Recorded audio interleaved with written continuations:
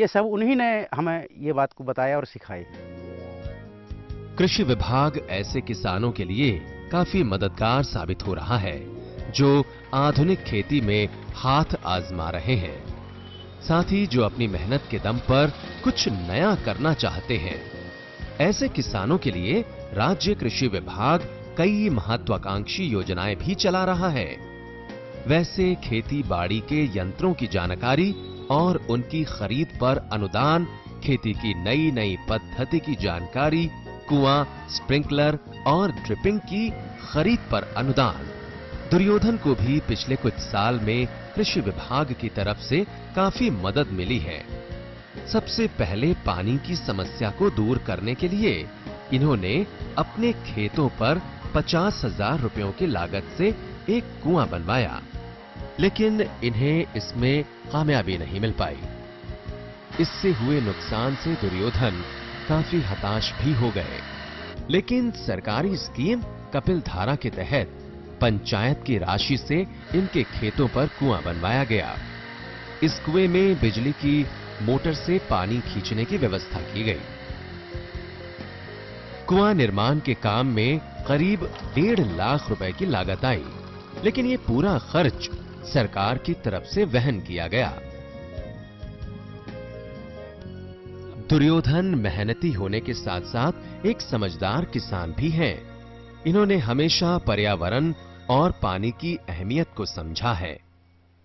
यही वजह है कि अपने खेतों में केमिकल फर्टिलाइजर के इस्तेमाल ये नहीं करते, चाहे पैदावार थोड़ी कम ही क्यों न हो। लेकिन इन्होंने कभी भी रासायनिक खेती को तवज्जो नहीं दी। पानी को लेकर भी ये काफी गंभीर हैं। पानी के मोल को पहचानते हैं, उसे बचाने की हर मुमकिन कोशिश भी करते हैं। कुएं के पानी को खेतों तक पहुंचाने के लिए इन्होंने पीवीसी पाइप और ड्रिपिंग सेट की मदद ली, ताकि पानी की बूंद बूंद का सही इस्तेमाल किया जा सके। 1 लाख रुपए के ड्रिपिंग पाइपों पर दुर्योधन को सरकार की तरफ से 60% अनुदान के तहत 60,000 रुपए दिए गए। ऐसा ही कुछ स्प्रिंकलर सेट की खरीद पर भी हुआ। दुर्योधन ने कुल 80,000 रुपए के 4 स्प्रिंकलर सेट खरीदे। इनकी खरीद पर दुर्योधन को 75% अनुदान के तहत करीब 60,000 रुपए की सरकारी मदद मिली।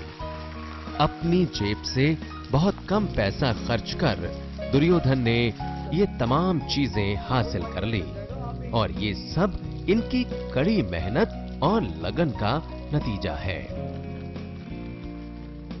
सबसे पहले हमें कुआं खोदी हमारी पंचायत के माध्यम से, जो कपिल धारा के नाम से। तो हमें जब कुआं हमारा खोदा साहब, तो हम लोगों ने सोचा कि इससे सब्सिडी में पंप लेना चाहिए। तो हमने महाराष्ट्र बैंक से पंप लिया, वो 50% उसमें छूट मिली हमें। साहब हमने जब पंप लिया तो हमें फिर कृषि विभाग वालों ने मार्गदर्शन किया कि आपके पास यदि पानी कम होता हो तो आप स्प्रिंकलर सेट लीजिए। तो साहब हम उसमें स्प्रिंकलर सेट लिए, मैंने 2 सेट लिया साहब, और उस दोनों सेट में आज मेरी बढ़िया सिंचाई चल रही है स्प्रिंकलर सेट से।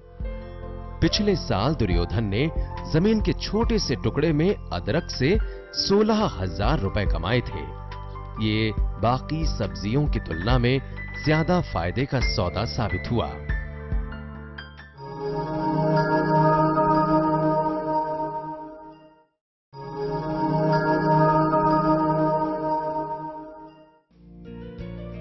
मध्य प्रदेश के बेलगांव के रहने वाले दुर्योधन भावरे एक छोटे से दर्जी से नामी किसान बने। खरीफ की फसल में धान और रबी में तरह तरह की सब्जियों के पैदावार से इन्होंने अपनी सफलता की कहानी लिखी है। दुर्योधन को सरकारी बैंक और कृषि विभाग से भी भरपूर मदद मिली। अब दुर्योधन भावरे करीब 5 एकड़ जमीन में धान की खेती करते हैं, लेकिन कटाई के मौसम में हाथ से फसल काटना परिवार के लिए काफी मुश्किल भरा होता था। साल 2014 में दुर्योधन ने इसका भी समाधान खोज निकाला। इन्होंने 1,20,000 रुपए की एक रिपर मशीन खरीदी। इस मशीन के आने के बाद तो जैसे इनकी सारी परेशानियां ही दूर हो गई हों। जो काम पहले पूरा परिवार मिलकर एक दिन में करता, वही काम अब ये रिपर मशीन से कुछ ही घंटों में निपटा लेते हैं। पेट्रोल से चलने वाली इस मशीन में एक जनरेटर सेट लगा है। मोटरसाइकिल की तरह इसमें गियर सिस्टम दिया गया है, जिससे इसे चलाया जाता है। 3 हॉर्स पावर के इंजन वाली इस मशीन में ट्रैक्टर की तरह छोटे छोटे टायर भी होते हैं, ताकि कटाई के वक्त इसके पहिए खेत में न धंसें। इसके अलावा इसमें नीचे कटर भी लगे हैं, जो एक ही सीध में फसल को काटते चले जाते हैं। एक तरफ से खेत में धान कट जाती है तो दूसरी तरफ गिरती जाती है। इससे इनके परिवार का काम काफी आसान हो गया है। रिपर मशीन में लगी लाल झंडी किसान को यह बताती है कि उसे किस तरह सीधे चलते जाना है। किसान बस लाल झंडी की सीध में रिपर को चलाता जाता है। इस रिपर मशीन से दुर्योधन अपने खेतों की कटाई करते ही है, साथ ही दूसरे किसानों के खेतों को भी कटाई करने के लिए गांव में 500 रुपए प्रति घंटे के दर से मशीन किराए पर देते हैं। ये मशीन 1 घंटे में 1 लीटर तेल खाती है और 1 एकड़ खेत की कटाई कर देती है। इसे खेत में लाना ले जाना काफी आसान है। जब से दुर्योधन ने ये रिपर मशीन खरीदी है, तब से इनकी आमदनी और बढ़ गई है। अब तो कटाई के मौसम में ये कई हजार रुपए रिपर मशीन से ही कमा लेते हैं। 1,20,000 रुपए की इस मशीन की खरीद पर दुर्योधन को सरकार की तरफ से 50% यानी करीब 60,000 रुपए अनुदान मिला। इस रिपर मशीन के इस्तेमाल से इनकी मेहनत भी बची और अगली फसल के लिए खेत भी जल्द खाली हो जाते हैं। इसे कहते हैं ना, आम के आम और गुठलियों के दाम। दुर्योधन की पहचान एक वैज्ञानिक किसान के तौर पर बन गई है। बेशक दुर्योधन ज्यादा पढ़े लिखे नहीं हैं, लेकिन इनकी सोच और नजरिया बाकी किसानों से बिल्कुल अलग है। दुर्योधन जोखिम उठाने से कभी डरते नहीं। ये किसी भी काम को असंभव नहीं समझते और इनकी सबसे बड़ी खासियत ये है कि किसी भी फसल के बारे में अच्छी तरह जानकर सही बीज और सही मौसम का चुनाव करके ही उसे अपने खेतों में उगाते हैं। पिछले 2 साल से ये धान के साथ साथ सब्जियों से भी अच्छी आमदनी ले रहे हैं। कोई भी सब्जी हो, पहले ये उसे छोटी सी क्यारी में उगाकर देखते हैं, उसमें लागत और मुनाफे का औसत निकालते हैं और फिर बड़े पैमाने पर उसकी खेती करते हैं। पिछले साल दुर्योधन ने जमीन के छोटे से टुकड़े में अदरक से 16,000 रुपए कमाए थे। ये बाकी सब्जियों की तुलना में ज्यादा फायदे का सौदा साबित हुआ। इस साल दुर्योधन ने आधा एकड़ में अदरक और अरबी की फसल उगाई है। इन्हें उम्मीद है कि इस बार इन्हें और भी अच्छा मुनाफा होगा। दुर्योधन जहां भी जाते हैं, वहां के किसानों से कुछ न कुछ नया सीख कर आते हैं। पिछले साल ये महाराष्ट्र गए तो वहां से केले की खेती के तौर तरीके सीख कर लौटे और फिर इन तौर तरीकों को अपने खेतों में इस्तेमाल किया।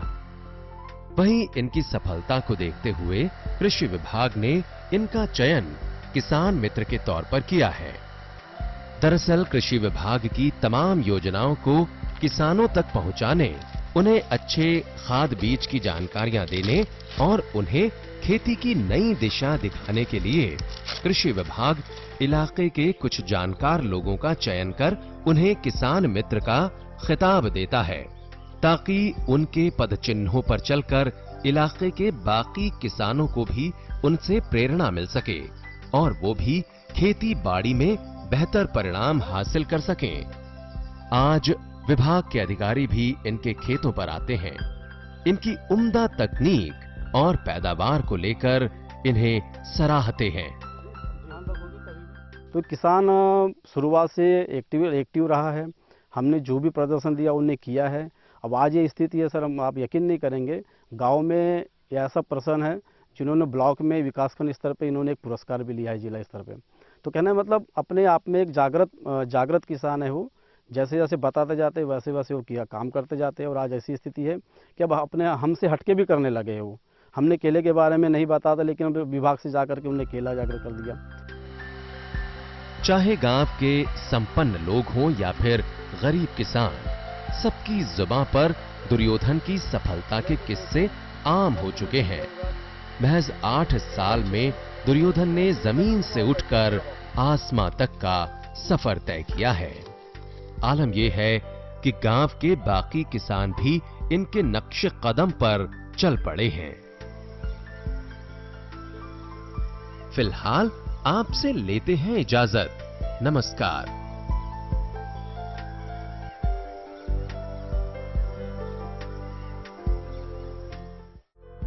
केले की अच्छी पैदावार से रंगनाथन ने काफी तरक्की की है।